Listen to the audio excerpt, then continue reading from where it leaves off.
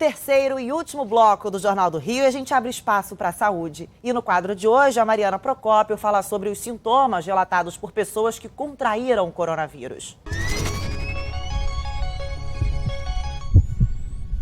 Olá, sejam bem-vindos ao nosso encontro semanal sobre saúde, sempre aqui aos sábados no Jornal do Rio. E o tema da nossa conversa é Covid.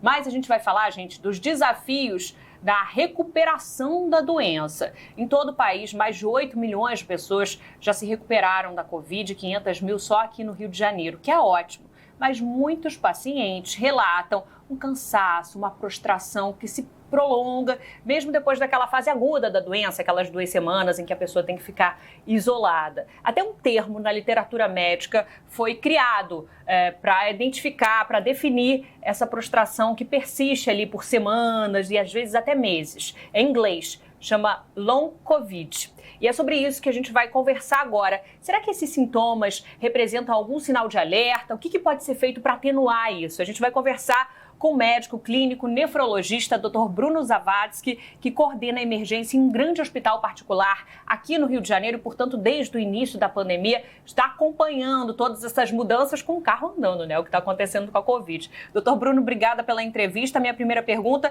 é o que é especificamente esse long Covid? Tem sido frequente entre os pacientes esse tipo de relato? São esses sintomas de cansaço, fraqueza, fadiga que persistem durante algumas semanas e até mesmo meses após aquela fase inicial aguda da doença, né, do Covid-19.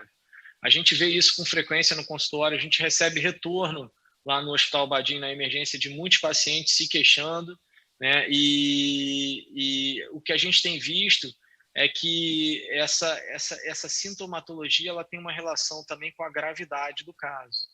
Então, a tendência é que nos casos mais leves da doença, isso dure um tempo menor, enquanto que nos pacientes que ficarem internados com a doença mais grave ou doença moderada, né, essa sintomatologia, esse cansaço, essa fraqueza, isso leva um período maior para passar, ali em torno de 2, 3, às vezes 4, até 6 semanas a gente tem esses relatos. E o que pode ser feito para atenuar esses sintomas? Nos pacientes que internam, é muito significativo ali o trabalho da fisioterapia, né? Então, quanto mais intenso e adequado for o trabalho da fisioterapia, menor a chance desse paciente ficar com esses sintomas por um período maior. Por quê? Justamente porque fazendo a fisioterapia no paciente internado, né, a gente, de certa forma, previne essa perda dessa massa muscular, dessa massa magra. Isso certamente contribui para o tempo desse long COVID ser menor pós-alta. E para os doentes que não internam, né, eles não têm a possibilidade de fazer fisioterapia, até porque eles ficam isolados, nem é recomendado, né, para não expor outros profissionais, mas a alimentação é fundamental. Se você também mantém uma boa alimentação, uma alimentação de qualidade, com proteína, isso preserva também a massa muscular, né, e diminui, né, a chance desses sintomas se prolongarem pós-Covid.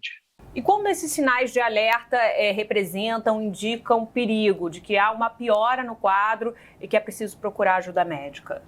A tendência, né, é que esses sintomas eles progressivamente melhorem.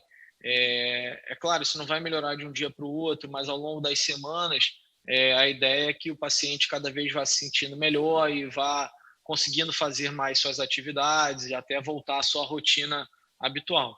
Quando isso, passado algumas semanas, permanece ou até piora, esse é, por exemplo, um sinal de alerta que tem alguma coisa errada, né? Então, isso são sinais e sintomas e alertas que a gente deve ficar atento. Se isso não está melhorando, né, tem que ser investigado para ver se não existe alguma outra coisa por trás. E com relação à volta da prática da atividade física, o retorno, ou mesmo aquelas pessoas que não faziam antes, que resolveram mudar o estilo de vida depois de tomar esse susto, é preciso algum cuidado específico, procurar antes um especialista antes de voltar a fazer o exercício? Os quadros de doença moderada ou grave, ou seja, aqueles pacientes que precisaram de oxigênio suplementar, que ficaram internados, que ficaram na terapia intensiva, certamente esses precisam ser avaliados antes pelo médico, precisam fazer exames do coração, eletrocardiograma, alguns marcadores, né, sanguíneos que veem também complicações cardíacas podem acontecer nessa fase subaguda,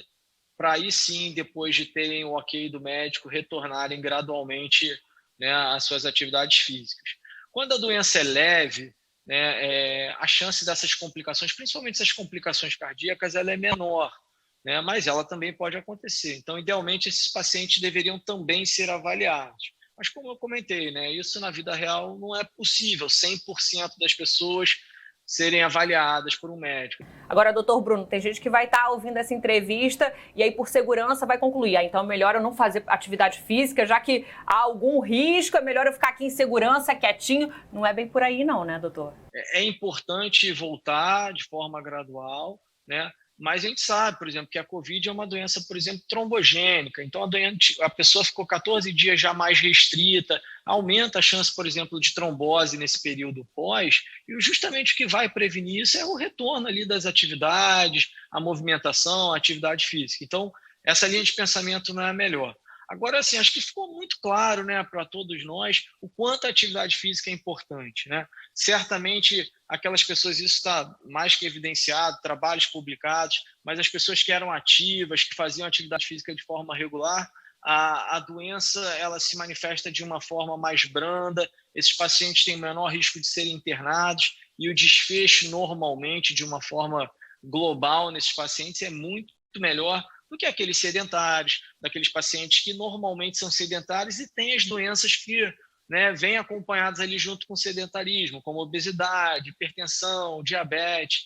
Então, acho que ficou uma lição, né, o quanto é importante, né, a questão da qualidade de vida, uma boa alimentação e a prática de atividade física para toda a população. Obrigada, doutor Bruno Zawadzki, pela entrevista com informações importantes para a gente ficar alerta sobre esses desafios, cuidados, alertas nesse período pós-Covid. Como o doutor Bruno falou, gente, é cada vez maior o número de trabalhos, de estudos que têm apontado que a prática da atividade física, quem faz exercício tende a ter uma forma menos grave da Covid, tem menor chance de internação, de complicação da doença. Isso não é só para o coronavírus, isso vale para todas as doenças. Prevenção é sempre o melhor caminho e a atividade física é uma ferramenta importante nesse sentido. Obrigada pela companhia. Sábado que vem eu te encontro, sempre aqui no Jornal do Rio, comigo, Marina Procópio. Tchau, gente!